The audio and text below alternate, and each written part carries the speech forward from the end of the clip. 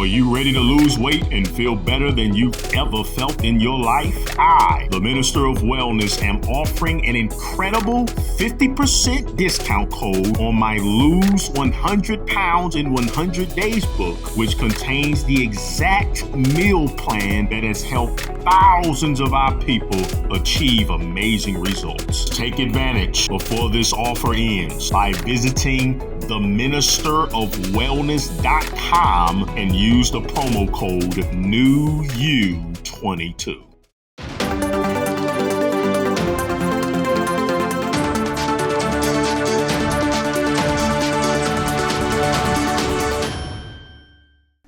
Yes, welcome back to the one and only African Diaspora News channel. My name is Richard Sudan. Thank you very much for tuning in. Please remember to like and subscribe and support the platform.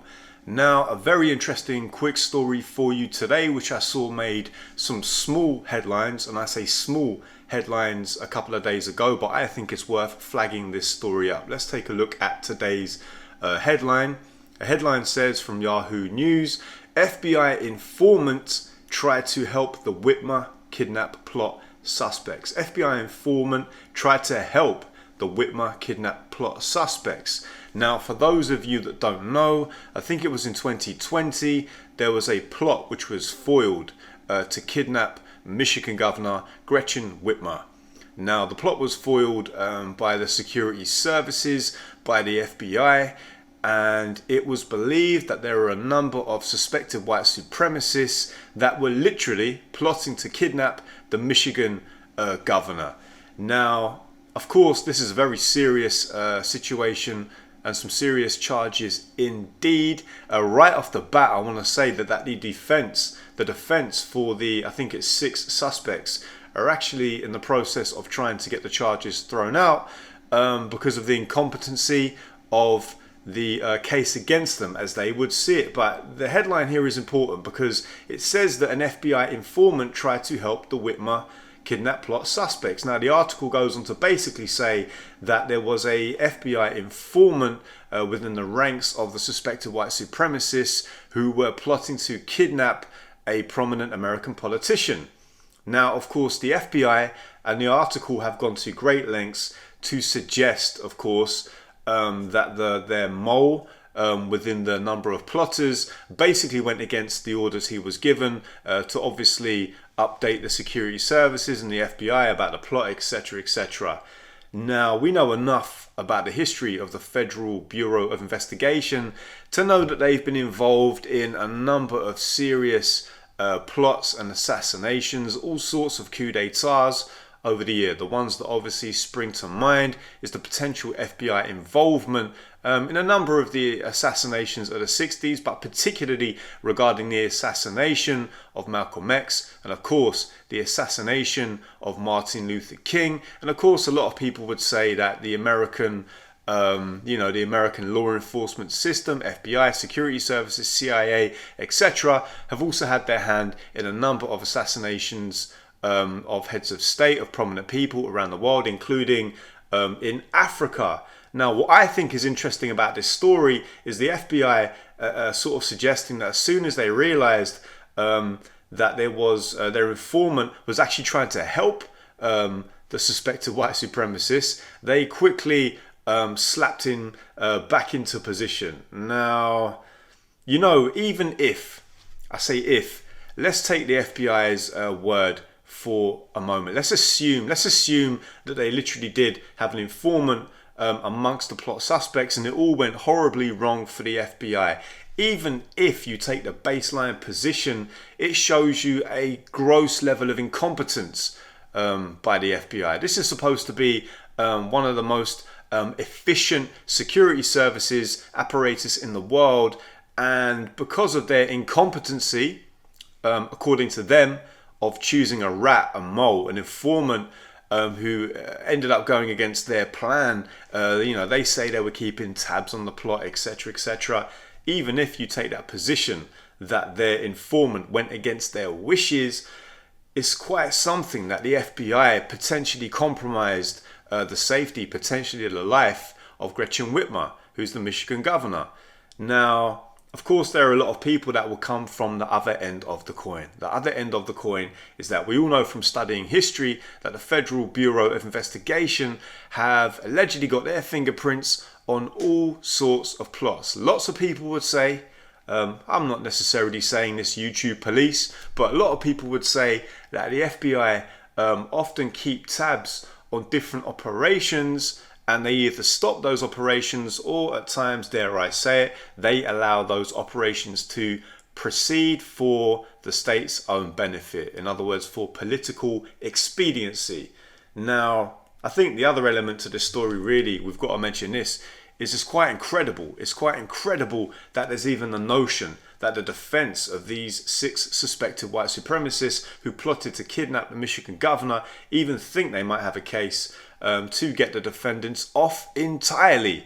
But of course, we all know that white supremacy and law enforcement in the United States, we know that these lines are increasingly blurred. Some might go a bit further, but certainly there are huge, massive corrupted elements of the FBI.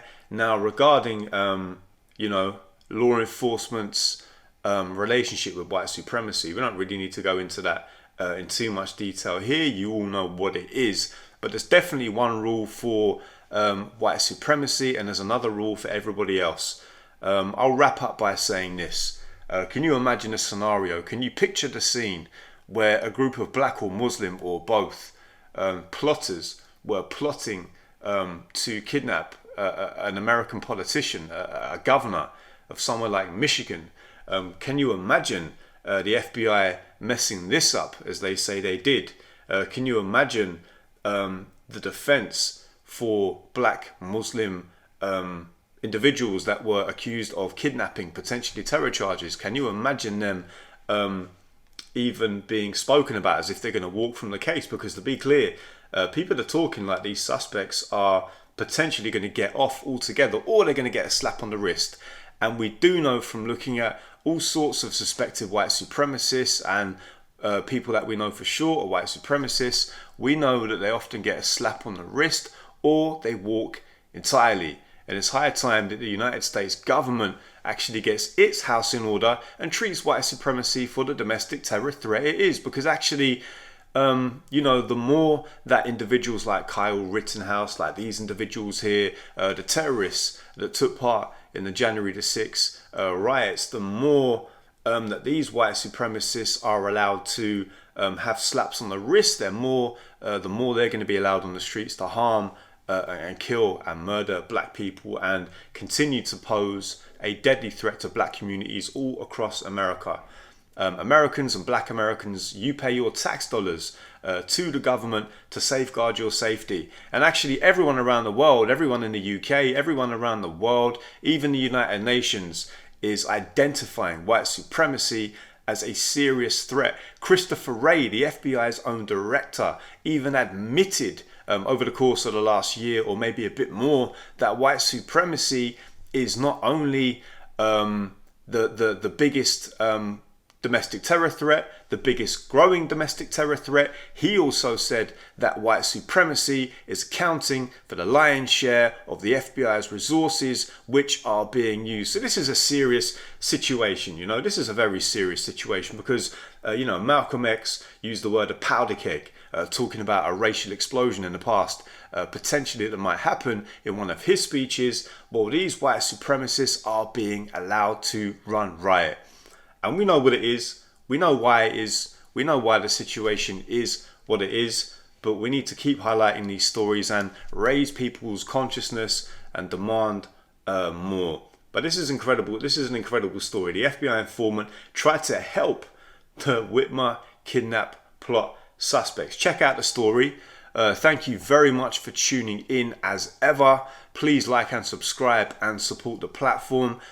We at the African Diaspora News channel will do our best to keep you up to date with these stories as they keep developing, and they will keep developing. I can promise you that. Right now, thank you very much for tuning in. This is the African Diaspora News channel. My name is Richard Sudan, and we will see you next time.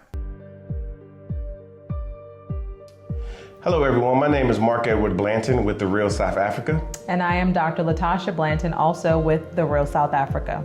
We have an amazing group trip that you will be interested in. It's with the African Diaspora News Channel, a great YouTube channel that gives you great information about what's going on in Africa. But we have a group trip featuring Phil Scott, the host. And the trip is going to take place on March 16th to the 25th. It's going to go to Johannesburg and Cape Town, and It's in 2022. If you're interested in traveling, please send an email to info@therealsouthafrica.com. And we'll see you here in sunny South Africa. Thank you for watching, and make sure you subscribe to our YouTube channel and check out the African Diaspora News Channel app in the Google Play and Apple App Store.